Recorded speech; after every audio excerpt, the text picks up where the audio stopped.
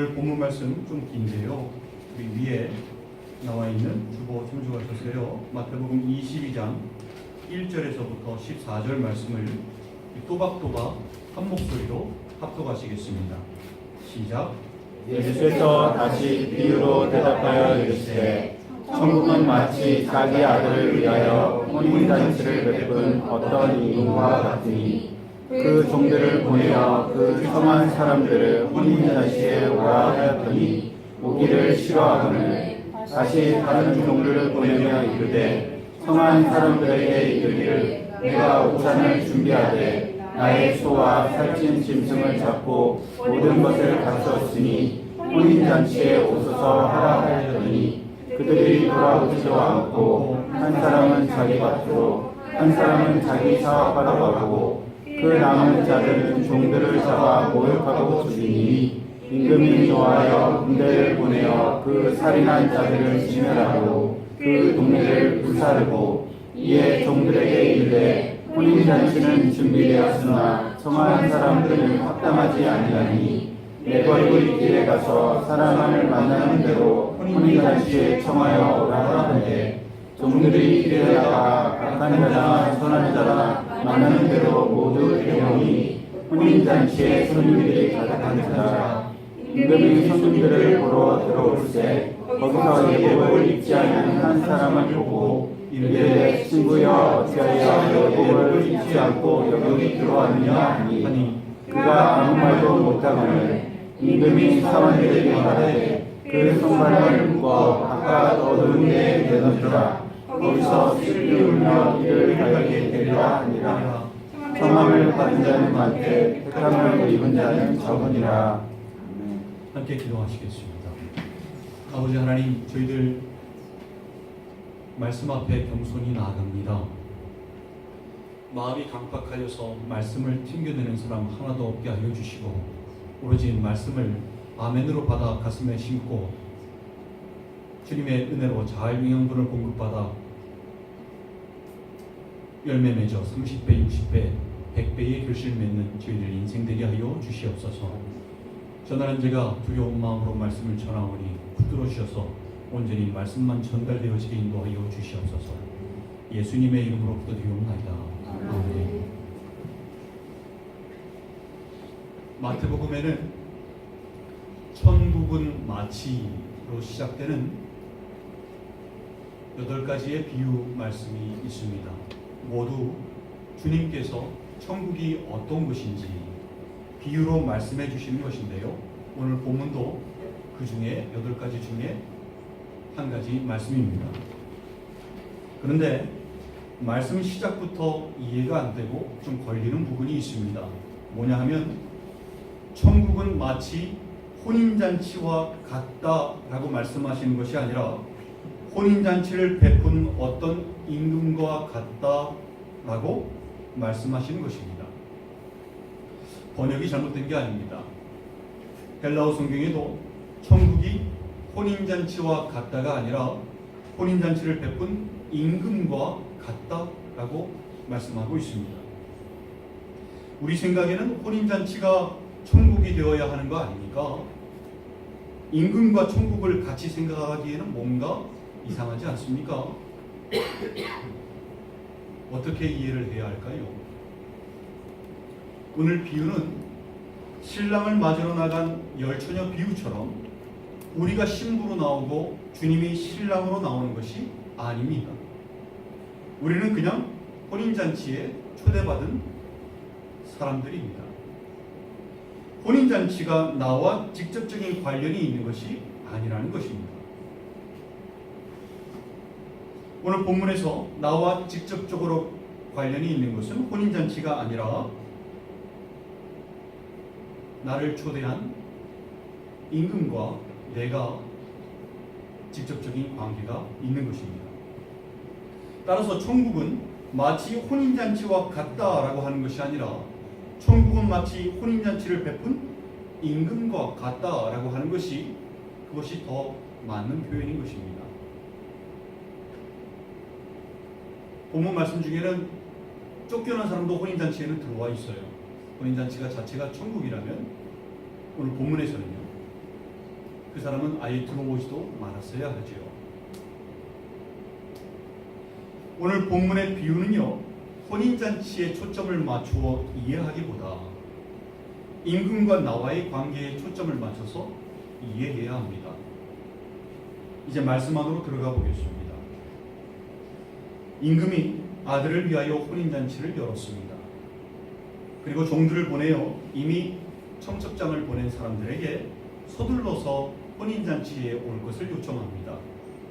근데 어찌된 영문인지 사람들이 혼인잔치에 오기를 싫어합니다. 임금은 다시 종들을 보냅니다. 소와 살찐 짐승들을 잡았고 모든 것이 다 준비되었으니 혼인잔치에 오소서라고 아주 정중하게 요청을 합니다. 근데 초청을 받았던 사람들의 태도를 보십시오. 반응을 보십시오. 사람들이 임금의 요청을 노골적으로 무시합니다. 어떤 사람은 밭으로 일하러 가고요, 어떤 사람은 자기 사업하러 갑니다. 지금 임금의 요청보다 밭으로 일하러 가는 것이, 사업을 하러 가는 것이 그들에게는 더 중요하다는 것입니다. 그래서 임금의 사랑이 넘치는 혼인잔치 초청이 그들의 눈에는 들어오지 않는 것입니다. 또 어떤 사람들은 임금이 보낸 종들을 잡아서 모욕하고 죽입니다. 혼인잔치에 오라고 좋은 소식을 전하러 간 종들을 잡아서 모욕하고 죽인다는 것은요, 임금에 대한 직접적인 도전이고 도발인 것입니다. 인자하고 사랑이 많았던 임금은 이제 더 이상 참을 수가 없습니다. 군대를 보내어 그 청함을 받았던 사람들을 진멸하고 동네를 불사릅니다. 그리고 이미 그 전에 초청받았던 사람들은 모두 진멸을 당했으니 그 혼인잔치에 참석할 사람들로 내거리에 나가 사람을 만나는 대로 혼인잔치에 데리고 오라고 종들에게 명령합니다. 임금이 명한 대로 종들은 밖에 나가 이제는 선한 자나 악한 자나 가리지 않고 만나는 대로 혼인잔치에 데리고 옵니다. 그래서 많은 사람들이 혼인잔치에 나오게 되었습니다. 그런데 임금이 혼인잔치에 들어와서 보니 한 사람이 예복을 입지 않고 있는 것입니다. 임금이 그 사람에게 얘기합니다. 친구여, 어찌하여 예복을 입지 않고 있느냐? 그 사람이 아무 말도 못합니다. 임금이 종들에게 얘기합니다. 그 손발을 묶어 바깥 어두운 데에 내던지라. 거기서 슬피 울며 이를 가게 되리라. 여기까지가 오늘 본문에 나오는 비유 말씀인데요. 말씀 속에서 두 가지 중요한 사실이 포함되어 있습니다.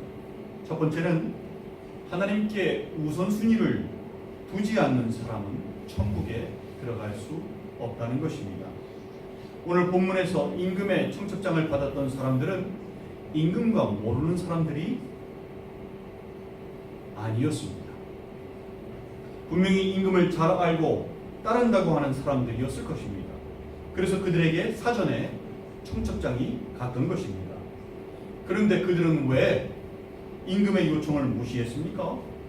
그들에게는 임금의 요청보다 더 중요한 것이 있었던 것입니다. 밭으로 일하러 가는 것이 더 중요했고 사업을 하러 가는 것이 더 중요했던 것입니다. 그래서 거기에 우선순위를 두었던 것입니다. 우리도 마찬가지입니다.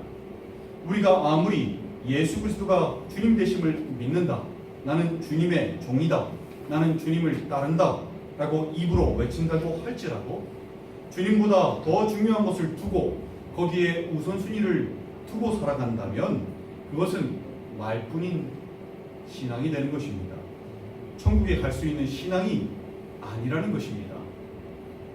한 사람이 두 주인을 섬기지 못할지니 혹 이를 미워하고 저를 사랑하거나 혹 이를 중히 여기고 저를 경히 여김이라.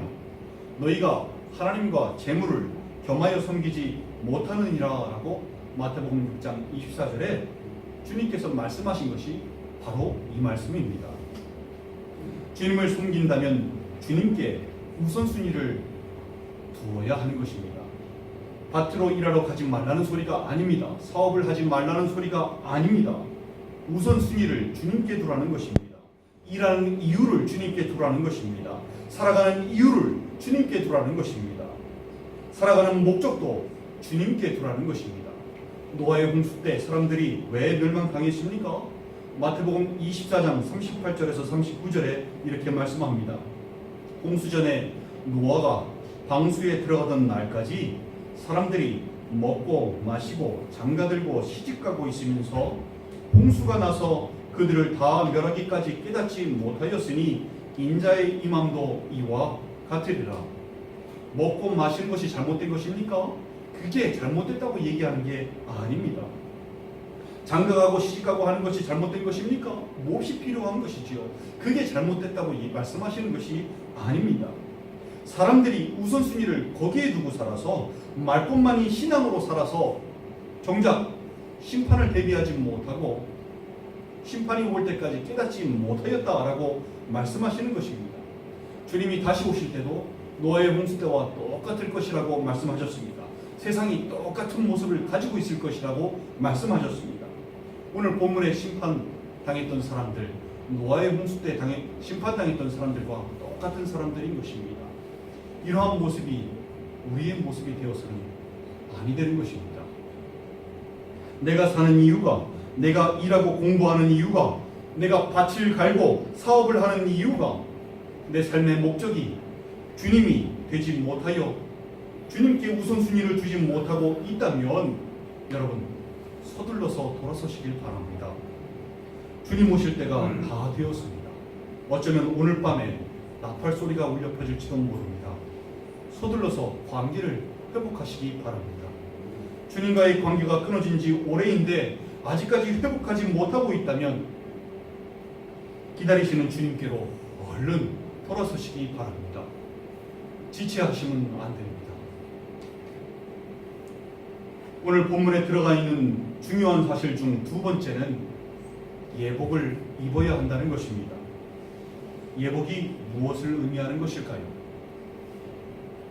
그 예복이 무엇인지 알려면 오늘 본문에서 또 하나의 이해가 가지 않는 부분이 나오는데 그 부분부터 해결해야 하겠습니다.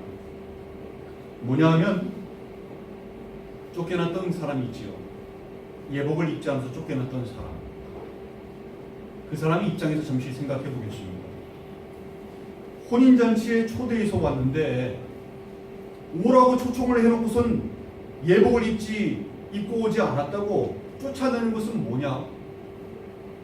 애초에 부르지를 말든가 왜 불러놓고 쫓아내느냐? 이 말입니다. 일리 있지 않습니까? 맞는 말이지 않습니까? 초청을 하지를 말든가 해놓고서 왜 쫓아내느냐 이 말입니다. 임금이 이중인격자일까요? 우리 하나님이 이중인격이십니까? 알아야 할 게 있습니다. 당시 이스라엘 풍습을, 유대인의 풍습을 아셔야 되는데요.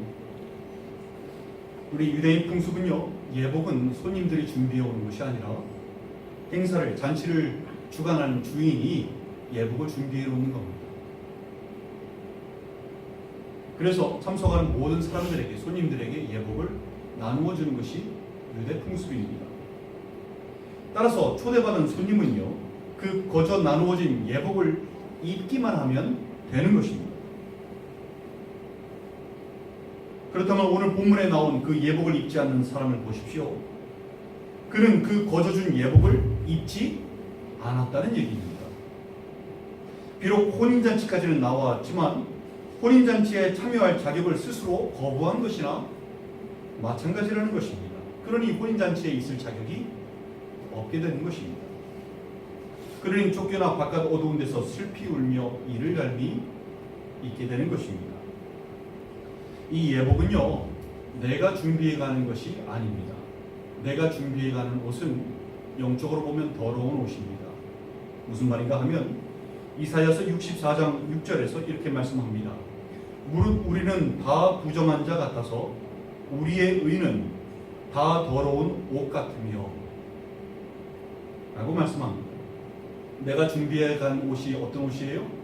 더러운 옷입니다. 인간의 의는요, 자기의 눈에는 온전해 보이고 선해 보여도요, 주님 보시기에는 다 더러운 옷과 같습니다. 그래서 자기의 의를 예복으로 삼아서는 절대로 천국에 들어갈 수 없는 것입니다. 로마서 3장 10절에 기록된 바 의인은 없나니 하나도 없으며 라고 하였습니다. 아무리 세상을 착하게 살았다고 하여도요, 본인이 의인이 될 수가 없습니다. 의인으로서 스스로 구원받을 사람이 하나도 없는 것입니다. 들어가려면 주님께서 주시는 예복을 입어야 하는데요, 주님께서 주시는 예복이 무엇인지 이사야서 61장 10절 말씀을 제가 읽도록 하겠습니다. 내가 여호와로 말미암아 크게 기뻐하며 내 영혼이 나의 하나님으로 말미암아 즐거워하리니 이는 그가 구원의 옷을 내게 입히시며 공의의 겉옷을 내게 더하심이 신랑이 사모를 쓰며 신부가 자기의 보석으로 단장함 같게 하셨습니다. 나에게 입혀주시는 옷이 무슨 옷입니까? 구원의 옷입니다. 공의의 겉옷입니다. 마치 신랑이 사모를 쓰며 신부가 자기 보석으로 단장함 같게 하신 것이라고 말씀합니다. 다시 말하면 예복이라는 말씀입니다. 혼인잔치를 위한 예복을 입히셨다는 말씀입니다. 구원의 옷이라고 하였습니다. 또 공의의 겉옷이라고 하였습니다. 여러분, 이 옷들이 동시에 나타나는 것은 단 하나밖에 없습니다. 바로 예수 그리스도이십니다. 사도행전 4장 12절에 다른 이로서는 구원을 받을 수 없나니 천하 사람 중에 구원을 받을 만한 다른 이름을 우리에게 주신 일이 없음이라 라고 말씀하였습니다. 우리 주님 외에는 다른 구원의 옷이 없는 것입니다. 세상이 아무리 이것도 구원의 옷입니다, 저것도 구원의 옷입니다 소개하여도요, 그런 구원의 다른 옷이 존재할 리가 없는 것입니다. 예수 그리스도 외에는 다른 구원의 옷이 존재하지 않는다는 사실을 여러분, 이 자유주의가 팽배한 세상에서 절대로 잊으시면 안 됩니다. 이 옷은 공의의 겉옷이기도 합니다. 하나님은 사랑의 하나님이시기도 하시지만 공의의 하나님이시기도 하십니다. 죄를 가만히 두고 보실 수 있는 분이 아닙니다. 죄의 값은 사망이라는 원칙을 적용하실 수밖에 없는 공의의 하나님이십니다. 죄를 지은 사람은 죽을 수밖에 없는 것이 하나님의 공의입니다. 사람들은 이 사실을 이해하기 어려워합니다. 어떻게 사랑의 하나님과 공의의 하나님이 서로 같이 양립할 수 있느냐 하는 것을 이해를 하지 못합니다. 사랑은 오래 참고 용서하며 은혜롭고 자비로운 것인데 이중인격이 아니라면 어떻게 사랑을 얘기하면서 심판을 얘기할 수 있느냐라고 사람들은 얘기합니다. 여러분, 그 이해할 수 없는 것을 이해시키시기 위하여 주님께서 인간의 몸으로 이 땅에 오셨습니다. 하나님께서 인간의 몸으로 이 땅에 오셔서 죄 때문에 죽을 수밖에 없는 인간들을 대신하여서 대속물로 십자가에서 물과 피를 흘리시고 돌아가셨습니다. 죄가 없으신 분이 죄의 값을 대신 죽음으로 치루어 주신 것입니다. 반드시 죄의 값은 죽음으로 치러야 되는데 누가 치르신 겁니까? 하나님께서 인간의 몸을 입고 대신 치루어 주신 것입니다. 이게 하나님의 사랑이고 하나님의 공의입니다. 두 개를 동시에 설명할 수 있는 분이 바로 예수 그리스도이신 것입니다. 따라서 그 구원을 입으려면 어떻게 해야 합니까? 예수 그리스도께서 나를 대신하여 죄값을 치루어 주심을 믿고 나를 피값으로 사신 주님이심을 믿는 것입니다. 그것이 구원의 옷을 입는 것이고 공의의 겉옷을 걸치는 것입니다. 갈라디아서 3장 27절은 이렇게 말씀합니다. 누구든지 그리스도와 합하기 위하여 세례를 받은 자는 그리스도로 옷 입었느니라. 예복이 그리스도 예수 그리스도이심을 말씀하고 있는 것입니다. 오늘 본문에서 나중에 초대받은 사람들 중에는 악한 자도 있었고 선한 자도 있었습니다. 근데 그들은 모두가 다 초대받았습니다. 어떻게 살아왔는지가 중요한 것이 아니라 주님께서 말씀하시는 요점은 무엇입니까? 예복을 입고 있느냐, 이것이 중요한 것입니다. 임금이 초대를 해서 예복을 입히고자 하는데 자기의 의를 주장하며 자기는 입지 않겠다고, 나는 내 옷을 입을 거라고 고집하며 입혀주시는 예복을 거절한다면 오늘 본문처럼 쫓겨나서 슬피 울며 이를 갈게 되는 것입니다. 예복을 입으셔야 합니다. 그 옷은 구원의 옷입니다. 내 죄값을 치루어 주셨다고 증명하시는 공의의 겉옷입니다. 내 죄가, 내가 아무리 악한 사람이라 할지라도, 내 죄가 아무리 주홍빛보다도 진할지라도 죄값을 치루어 주셨다고 거저 공의의 겉옷을 입혀주시는 것입니다. 그리고 나에게 정죄하지 않으시는 겁니다. 너 죄가 있다 라고 하시지 않겠다는 것입니다. 얼마나 감격스럽습니까? 여러분, 예복을 입으셔야 합니다. 많은 사람들이 혼인잔치에 초청을 받으나 그들이 모두 택함을 받는 것은 아닙니다. 오직 예복을 입은 자가 택함을 받는 것입니다. 14절 말씀처럼 청합을 받은 자는 많되 택함을 입은 자는 적으니라 라는 말씀이 바로 이 말씀인 것입니다. 로마서 13장 12절에서 14절 말씀을 제가 읽겠습니다. 밤이 깊고 낮이 가까이 왔으니 그러므로 우리가 어둠의 일을 벗고 빛의 갑옷을 입자. 낮에와 같이 단정히 행하고 방탕하거나 술 취하지 말며 음란하거나 허색하지 말며 다투거나 시기하지 말고 오직 주 예수 그리스도로 옷 입고 정욕을 위하여 육신의 일을 도모하지 말라. 예복을 입기 위해서 우리는 어둠의 일을 벗어버려야 합니다. 오직 주 예수 그리스도로 옷 입어야 하는 것입니다. 우리가 회심이라고도 얘기합니다. 진정한 회개라고도 얘기합니다. 여전히 방탕하거나 술 취하거나 음란하거나 호색하고 다투고 시기하고 있다면 그것은 예수 그리스도로 옷 입은 징표가 아닌 것입니다. 여전히 자기의 옷을 입고 있으면서 주장하고 있으면서 예복을 입지 않고 있는 자의 모습인 것입니다. 이것은 새 사람의 옷으로 표현되기도 합니다. 에베소서 4장 22절에서 24절 말씀입니다. 너희는 유혹의 욕심을 따라 썩어져가는 구습을 따르는 옛사람을 벗어버리고 오직 너희 심령이 새롭게 되어 하나님을 따라 의와 진리의 거룩함으로 지으심을 받은 새 사람을 입으라.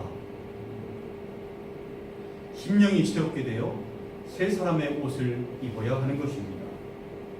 골로새서 3장 8절에서 14절에서는 택함을 받은 이들이 입을 옷이 정확히 무엇인지, 그리고 그 옷을 입기 위해 벗을 옷이 무엇인지 좀 더 구체적으로 말씀하고 있습니다.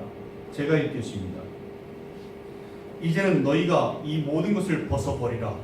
곧 분함과 무여움과 악의와 비방과 너희 입에 부끄러운 말이라. 너희가 서로 거짓말을 하지 말라.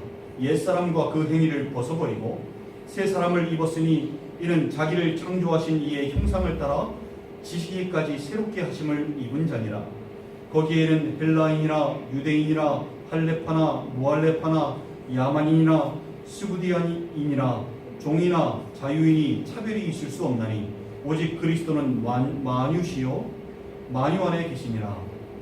그러므로 너희는 하나님이 택하사 거룩하고 사랑받은 자처럼 긍휼과 자비와 겸손과 온유와 오래 참음을 옷 입고 누가 누구에게 불만이 있거든 서로 용납하여 피차 용서하되 주께서 너희를 용서하신 것 같이 너희도 그리하고 이 모든 것 위에 사랑을 더하라. 이는 온전하게 매는 띠니라. 예복을 입은 사람이라면요, 예수 그리스도를 옷 입은 사람이라면 주님의 모습이 그 옷을 통해서 비쳐 나와야 합니다. 자비와 겸손과 온유와 오래 참음이 비쳐나와야 합니다. 용서가 나타나야 합니다. 사랑이 나타나야 합니다. 그러나 여전히 분함과 노여움과 악의와 비방과 입에 부끄러운 말들과 거짓말을 하며 살아간다면, 아직도 불을 끌지 않고 용서하지 않고 죽여버릴 사람을 내 안에 두고 살아가고 있다면, 또 자기 의로 살아가고 있다면, 그것은 내가 아직 옛사람을 벗어버리지 않았다는 증거이고 내가 그리스도로 옷 입지 않았다는 증거인 것입니다. 요한계시록 19장 7절에서 8절 말씀에 예복에 대하여 이렇게 말씀합니다. 우리가 즐거워하고 크게 기뻐하며 그에게 영광을 돌리세. 어린 양의 혼인 기약이 이르렀고 그의 아내가 자신을 준비하였으므로 그에게 빛나고 깨끗한 세마포 옷을 입도록 허락하였으니 이 세마포 옷은 성도들의 옳은 행실이로다 하더라. 무슨 옷입니까? 깨끗한 세마포 옷입니다. 그런데 이 세마포 옷이 무엇이라고 합니까? 성도들의 옳은 행실이라고 합니다.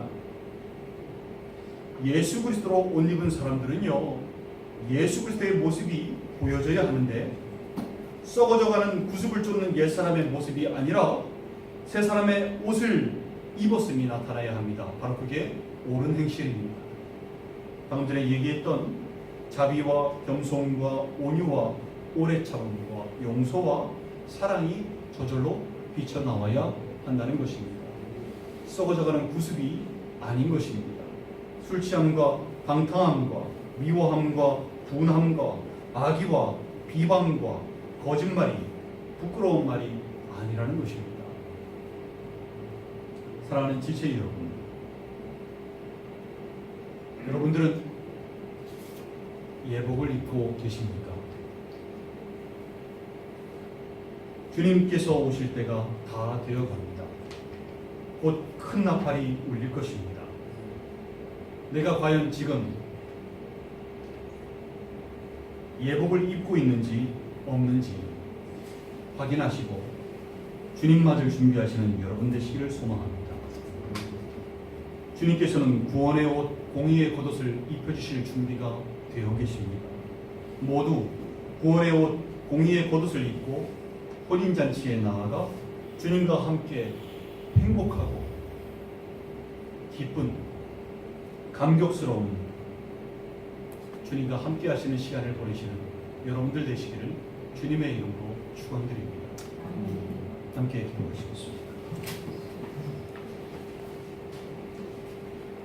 이 시간은 우리는 다 믿음의 사람들이에요. 믿는다고 하는 사람들입니다. 주님을 다 알고 있는 사람들이고 주님을 구주로 섬기는 사람들입니다.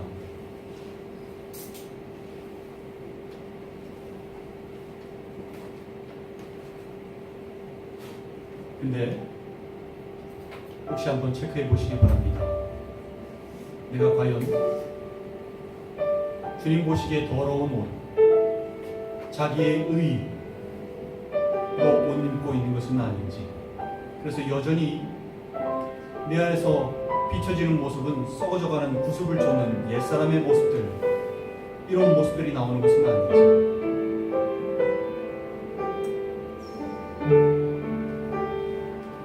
자신을 체크해 보시기 바랍니다. 나는 과연 삶의 우선순위를 주님께 두고 살아가고 있는지, 아니면 주님보다 더 소중한 것을 내 안에 두고 거기에 우선순위를 두고 살아가고 있는 것은 아닌지,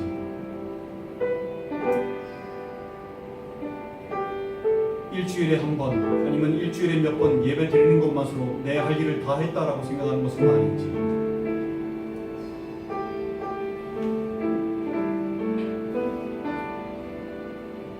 자신을 체크해 보시기 바랍니다.